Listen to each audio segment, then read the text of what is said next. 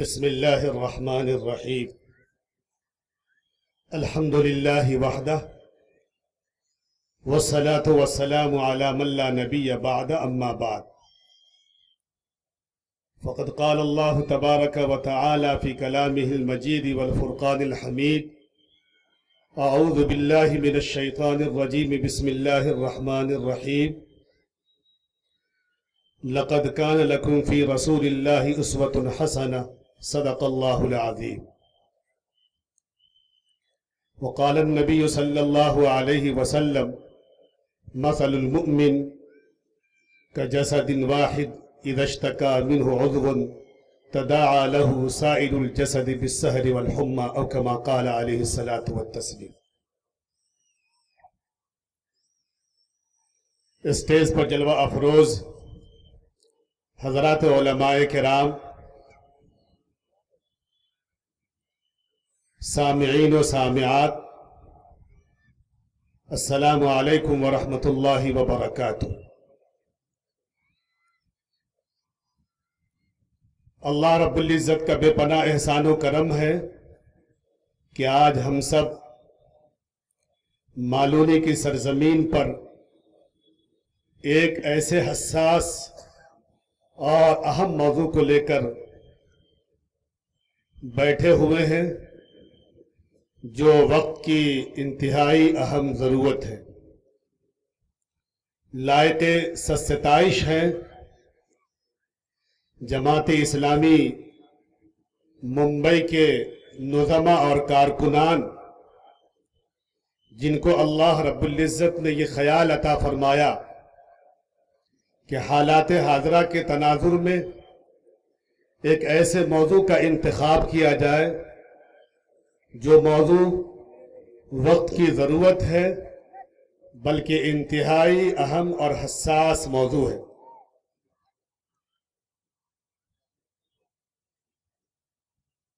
دوسری اور اہم بات، مالونی کے لوگ اس اعتبار سے بھی لائق مبارکباد ہیں کہ آج الحمدللہ جماعت اسلامی کے اسٹیج سے خواتین و حضرات کا ایک سیلاب دیکھ رہا ہوں۔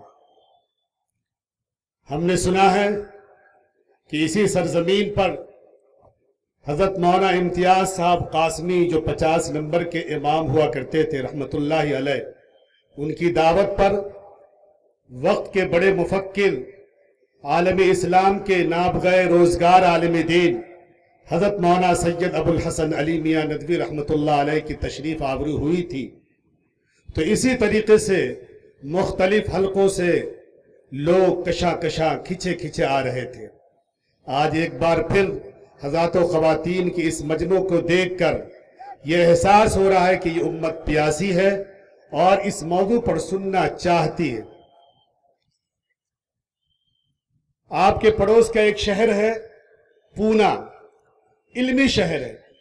وہاں حضرت مولانا علی میاں ندوی رحمت اللہ علیہ کے ایک مجاز ہوا کرتے تھے، کوثر فاروقی صاحب۔ انہوں نے اسی موضوع کے تناظر میں ایک شعر کہا تھا کہ ہو جاؤ دوست متحد ایسے وقار سے، ہو جاؤ دوست متحد ایسے وقار سے، پھولوں کو جیسے ربط ہے پھولوں کے ہار سے۔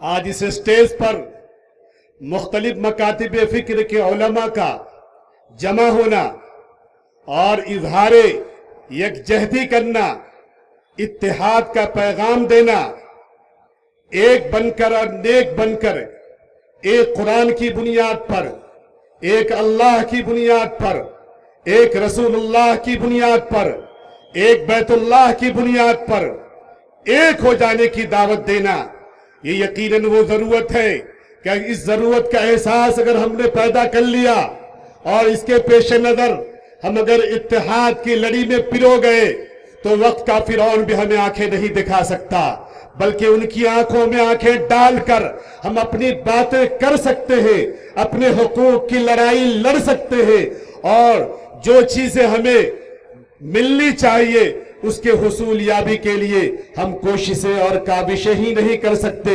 بلکہ چھین سکتے ہیں انشاءاللہ۔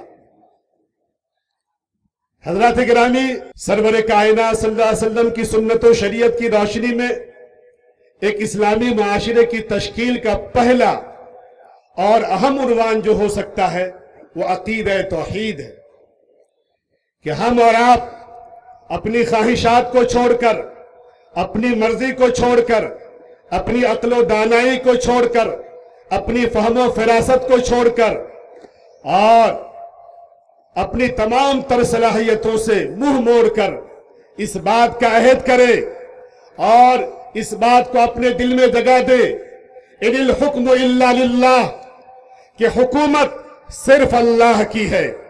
جہاں ہماری میری خواہش، میری دلی تمنا جو بھی ہو، اگر وہاں اللہ کا حکم آئے گا تو اللہ کی حکومت اور اللہ کے حکم کو ہم نافذ کریں گے، اپنی خواہشات کی پیروی نہیں کریں گے۔ یہ وہ بنیاد ہے کہ جس پر پورے اسلام کی دیوار کھڑی ہوتی ہے۔ اگر یہ بنیاد متزلزل رہی، اللہ کے حکم کو ہم نے نافذ نہیں کیا، اپنے نفس پر، اپنی ذات پر، اپنے گھر میں، اپنے خاندان میں، اپنے معاشرے میں، اپنے شہر میں، اور ہم نے اگر اس سے روگردانی کی تو پھر اسلامی معاشرے کی تشکیل نہیں ہو سکتی ہے۔ یہ پہلی اینٹ ہے، خشت اول چون حد معمار کج تا سریا میرود دیوار کج۔ ایک معمار جب پہلی اینٹ ٹیڑھی ڈالتا ہے تو دیوار اگر سریا تک پہنچا دی جائے تو دیوار ٹیڑھی ہی ہوتی ہے۔ اگر ہمارا عقیدہ توحید درست نہ ہوا، اللہ کی حکمرانی کو ہم نے تسلیم نہیں کیا، اور اللہ کی حکمرانی کو ہم نے اپنے گھر میں، اپنے سماج میں، اپنے خاندان میں اگر ہم نے اس کی تشکیل نہیں کی تو یہ اسلامی معاشرہ نہیں ہو سکتا ہے، ایک مثالی معاشرہ نہیں ہو سکتا ہے۔ حضرات گرامی، ہم اسلامی معاشرے کی بات کرتے ہیں، اسلامی معاشرہ دیکھنا ہے تو حضور صلی اللہ علیہ وسلم کے ان اصحاب کی زندگی کو پڑھے جنہوں نے اسلامی معاشرے میں کلیدی کردار ادا کرتے ہوئے جہاں جہاں اللہ کا حکم آیا ہے تو انہوں نے اپنے سر کو خم کر دیا ہے۔ قرآن کریم میں اللہ رب العزت نے ایک جگہ انصاف کا مطالبہ کیا ہے، یا ایھا الذین آمنوا کونوا قوامین بالقسط شہداء للہ ولو علی انفسکم او الوالدین والاقربین، کہ اے ایمان والو انصاف کو قائم کرو۔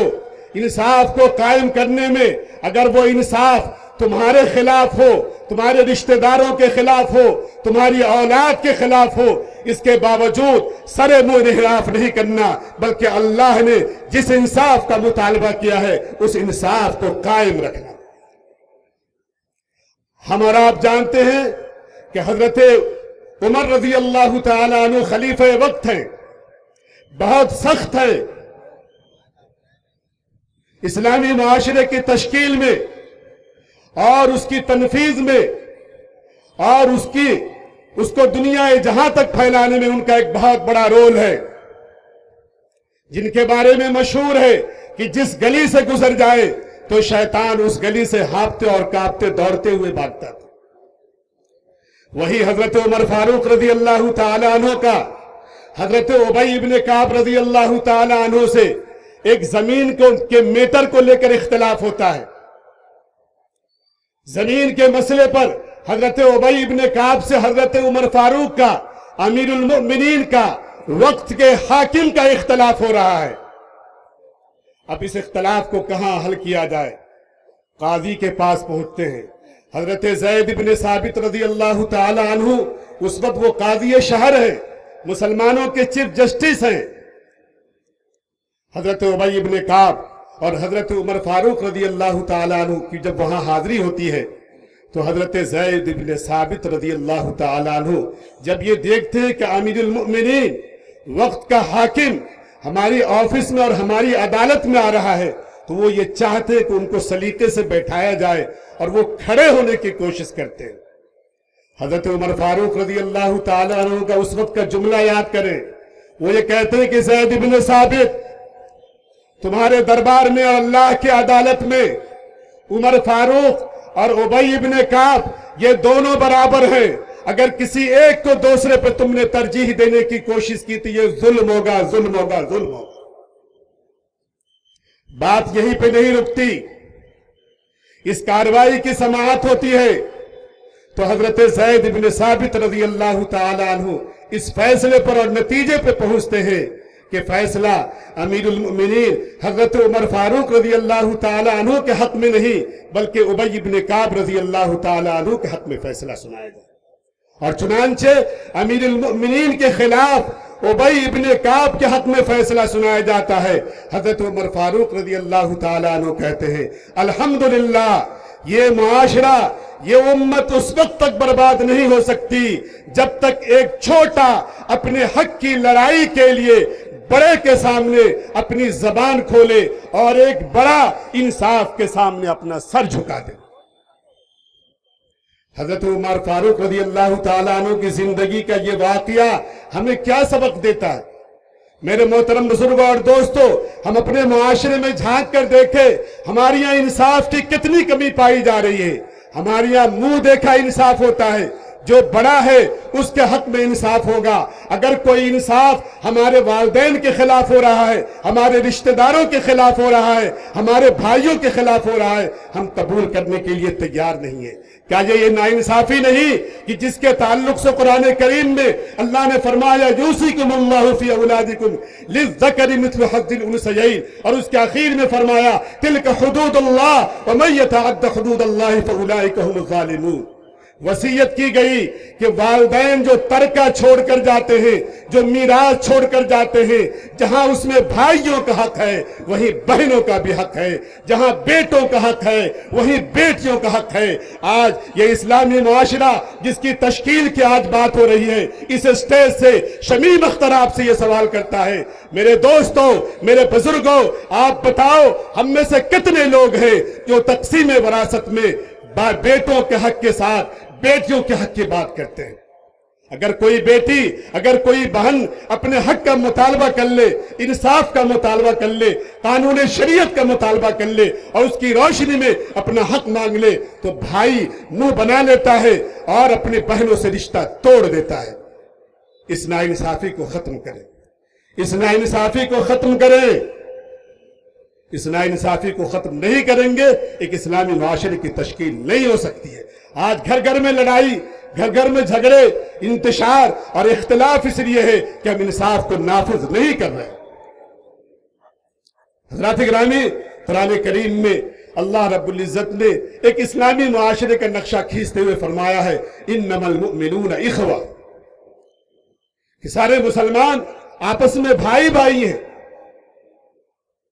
और हुजूर सरवर कायनात सल्लल्लाहु अलैहि वसल्लम ने इसकी मिसाल यूं दी कि सारे मोमिन आपस में एक जिस्म की तरह है।